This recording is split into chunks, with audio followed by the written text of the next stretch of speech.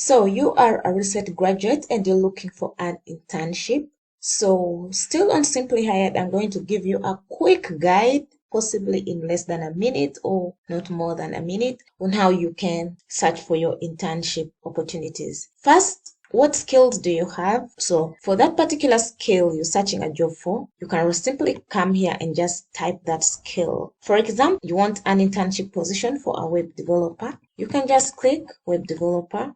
Oh, there's entry level right here. So you're gonna put your location where you want to work from. Let's say Alabama, for example, just it's right there. And then you click on search jobs. So you can see there are a number of jobs right here on web development within Alabama. You can see 130 web developer entry-level jobs in Alabama. So you can go to job type and filter by contract or temporary. You can see there are a number of jobs here, and this was just posted 1 day ago. Quality engineer, web application programmer, etc. You can also search for the term internship. So when you search for internship, let's say, for example, let's do remote internship and then search jobs. You can see there are a number of jobs that are available for interns. So we have not specified which skill exactly. We just need internship opportunities. And you can see there's around 1,000 plus internship opportunities. So from here now you can filter